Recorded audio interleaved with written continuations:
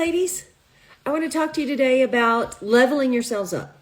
And I'm going to go back in a time capsule right now to the days when I was a celebrity stylist and I wanted to be a matchmaker for super rich guys, billionaires and these kind of guys that when I was a celebrity stylist, I had access to celebrities and wealthy people, but it's a different world when you go into a business dealing with businessmen who are billionaires. Totally different world.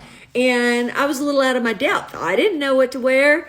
I didn't know what to, I was just figuring it out. All right. I was figuring it out as I went along. So like a lot of you ladies, you want to level yourselves up. You don't have the money maybe yet, and you don't have the skill set, and you don't know how or where to begin to level yourself up. So I'm going to give you just a few pointers today on how I did it and how you can do it too. Although I think now it's been 15 years, so it'll be easier for you than it was for me. Hang on. Number one, let's talk about your style. Okay. So first of all, this is why I talk about quiet luxury a lot, because, and you ladies are like, you don't like patterns, you don't like bright colors. Well, most of my advice are for those women who don't have the benefit of being able to afford hundreds and hundreds of dollars worth of clothes.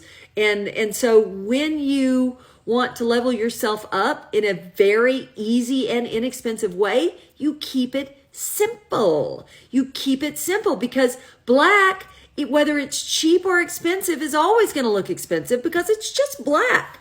But pink will look cheap. Sometimes even if it's expensive, pink can look cheap if you don't know what you're doing, okay? So it's better if you don't have a lot of money to play it safe with basic colors: cream, white, brown, beige, black. Keep it simple, no patterns, okay? So if you don't have a lot of money, go with the basics. That's gonna create a very timeless, elegant look. Hang on, there's more.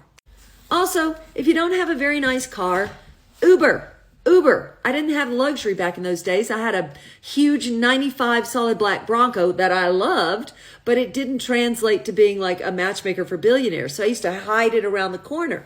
But now you can do Uber and Lyft. So if you don't have a big fancy car, just Uber or Lyft. And you know what? If they're a wealthy guy, they will either pay for your car there, or if the date goes well, they're at the very least will be paying for your car home. Okay?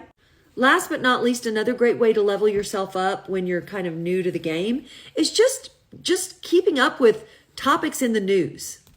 It's not hard.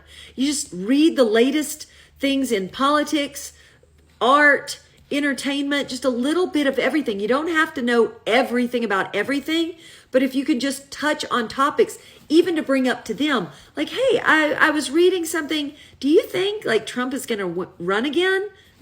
I talk like that all the time with my clients because I'm genuinely curious. And they love to talk about that stuff. And you'll learn from it and you'll learn things. Or like, I saw that the Art Basel's happening in Miami, blah, blah, blah. Have you ever been?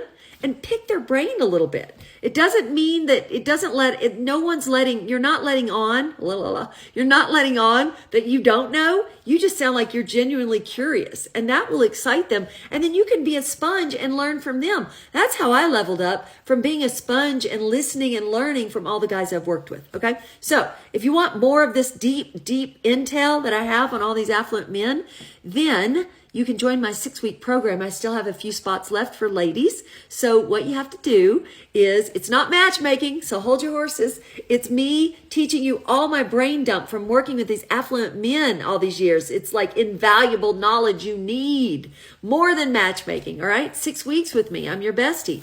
DM me on IG with the word love to learn more. All right? I hope it helps.